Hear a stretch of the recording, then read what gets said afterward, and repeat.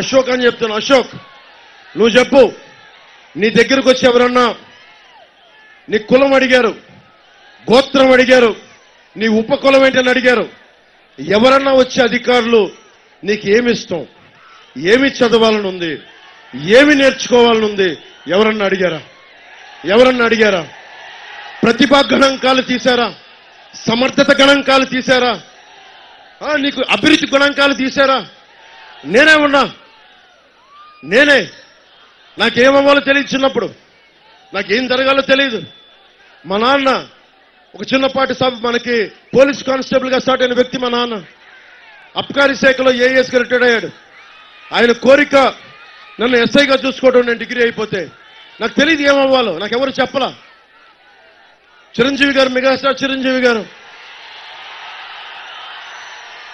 వాళ్ళిద్దరూ ఈయన బంధువులు, ఆత్మ బంధువులు. ఈయనకి పంచగల్ రమేష్ గారు సీఎం, ఇద్దరు రమేష్లు. ఆయన నేను అడిగా, నీకేం అంటే, నేను అడిగాను ఏం చేస్తావురా నువ్వు అంటే, నాకు తెలియదు అనేవాడిని. పుస్తకాలు చదివేవాడిని, నేర్చుకునేవాడిని, కానీ నాకు ఏమవ్వాలో తెలీదు. ఆయన ఒక స్కిల్ నేర్పించాడు నాకు, యాక్టింగ్ స్కిల్. ఇదే వైజాగ్లో సత్యానంద్ మాస్టర్ గారి దగ్గర, ఏం పిల్లడో వెళ్దాం వస్తావా శ్రీకాకుళం సిట్టడివిలోనికి, ఏం పిల్లడో వెళ్దాం వస్తావా, బాయ్ బాయ్ ఏ బంగారు రమణమ్మ, జం జమ్మల్ మరి అయ్య కళ్ళ జరి, జం జమ్మల్ మరి అయ్య కళ్ళ జరి. పాట, ఆట, పాట, నటన అన్ని నేర్పిస్తే మీరు గుండెల్లో పెట్టుకుంటే పవన్ కళ్యాణ్ అయ్యాడు. అంటే ఏంటి చెప్తున్నానంటే, నా ఉద్దేశం ఏంటంటే, నా ప్రతిభ పాటవాలని చెప్పడానికి చెప్పట్లా. ఒక ఇంటికి పెద్ద దిక్కు ఒక కుటుంబానికి వచ్చి తమ్ముడిని అడిగి, అరే నువ్వు ఈ పని చేయరా అంటే, తను డబ్బులు సంపాదించడమే కాకుండా ఇన్ని వేల మంది కౌలు రైతులకి డబ్బులు సంపాదిస్తా ఒక్కొక్క కౌలు రైతుకి ₹1,00,000 ఇవ్వగలిగేంత సత్తా ఇచ్చాడు చిరంజీవి గారు. It's all because of one skill. మరి మీకోసం అడిగేవాడెవడు? మీకోసం అడిగేవాడెవడు? ప్రభుత్వం పెద్దన్న అవ్వాలి, ప్రభుత్వం పెద్దన్న అవ్వాలి. కూటమి ప్రభుత్వం పెద్దన్న అవుద్ది. చంద్రబాబు గారికి చెప్పా, మీ అందరికీ నా హృదయం ఇందాక చూడలేదు, క్షమించాలి. కూటమి ప్రభుత్వం పెద్దన్న అవ్వాలి.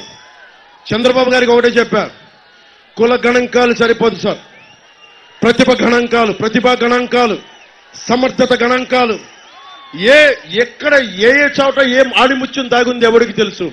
ఇందులో ఒక అబ్దుల్ కలాం ఉన్నాడా? ఒక జగదీష్ చంద్రబోస్ ఉన్నాడా? ఒక సరోజినీ నాయుడు ఉందా? ఎంతమందిని, ఒక కవి ఉన్నాడా? కళాకారుడు ఉన్నాడా? ఎవరికి తెలుసు? అది ప్రతిభని, చేపని ఎక్కడ సముద్రం లోతుల్లోకి వెళ్ళి ఒక ముత్యాలను ఎలా వెలకి తీస్తామో అలా యువ ప్రతిభను, మనకి ఈ యువ ఖనిజాల నుంచి ప్రతిభని బయటికి తీయాలి.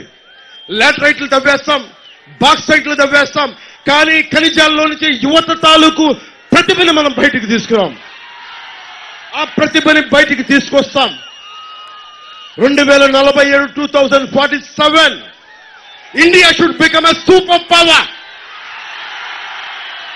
ప్రపంచ దేశాలు తలెత్తుకొని భారత్ భారత్ భారత్ అని ఎలుగెత్తాలంటే ఏం చేయాలి? వైఎస్ జగన్ దగ్గర డబ్బులుంటే సరిపోతా? వైవి సుబ్బారెడ్డి దగ్గర డబ్బులుంటే సరిపోతా? మిథున్ రెడ్డి దగ్గర డబ్బులుంటే సరిపోతా? పెద్దిరెడ్డి గారి దగ్గర డబ్బులుంటే సరిపోతా? అదీప్ రాజు దగ్గర డబ్బులుంటే సరిపోతా? కాదు. మీ దగ్గర ప్రతిభ, డబ్బులు ఉండాలి. మీ దగ్గర సమర్థత ఉండాలి. ఒక దేశపు సంపద నదులు కాదు, అరణ్యాలు కాదు, ఖనిజాలు కాదు, కలల ఖనిజాలతో చేసిన యువత. మీలో ఉన్న మానవ ఖనిజాన్ని బయటికి తీస్తాం, స్కిల్ డెవలప్మెంట్ చేయిస్తాం. సీఎం రమేష్ గారు అనకాపల్లి నుంచి గెలిచి అసెంబ్లీ మనకి పార్లమెంట్లో గొంతెత్తుతారు. అసెంబ్లీలో మేమిద్దరం భుజం ఇలా పక్కన పెట్టుకొని మీకోసం పోరాటం చేస్తాం.